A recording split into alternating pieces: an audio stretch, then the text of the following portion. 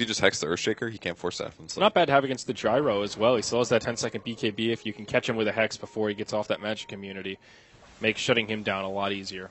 Razor moving into the Aghanims, it looks like, has the point booster already. Like it. A little bit of tower sieging.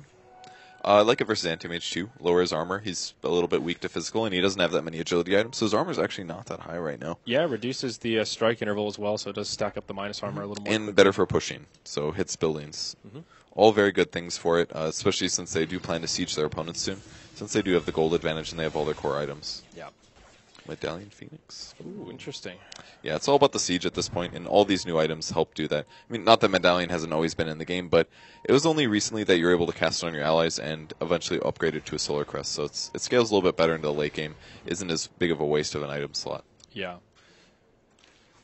All right, 2 minutes left on the Aegis here. Now is the time, eHome. They've been sitting back, farming up these core items. They secured Roche. They still have the gem. Here we go. Jump in onto Illidan. They'll hit him with the Orchid. Now the pull. Can they just finish him off before the fight even really starts? The Force Staff's doing so much work here. Oh, he's going to die. So much disable. The telekinesis to finish him off as Lanham blinks in aggressively. Phobos gets off his ulti before he dies, but it's looking to be rough for Virtus Pro.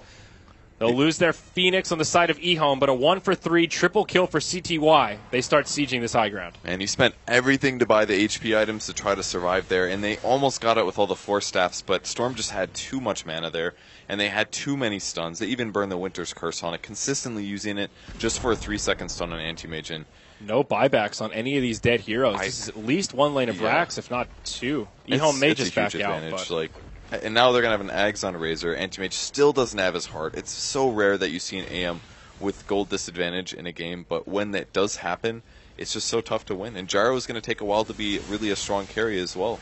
Yeah. He needs like an item or two, and he's played well 2, 1, and 5, but Gyrocopter can't move around and get solo kills on some of these heroes, so G's kind of limited in what he can do, basically. Not much VP can do here besides watch their mid lane of Barracks fall. Melee Barracks still standing, and that's where eHome will choose to retreat.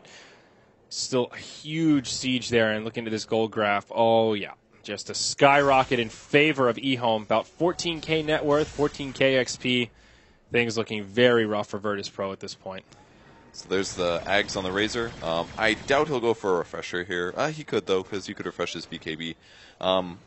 Might just be better off. Let's see what he could get. MKB might be alright. Even something like a Desolator I don't think would be bad at all. Because he's already got AC, he's got an Ags, he's got a lot of minus armor. Why not just further counter the Anti-Mage? If he has a Deso, and this guy's not even close to a Butterfly in AM, if he just goes like minus armor here, he's just going to... He could solo the Anti-Mage easily. That's a really interesting point, actually. Stacking minus armor against an Anti-Mage forced into this build. You brought it up a few times, but his agility is really not that high. You think about Eye of the Storm and then a Desolator on top of that. All of a sudden, this Anti-Mage is in single digits of armor.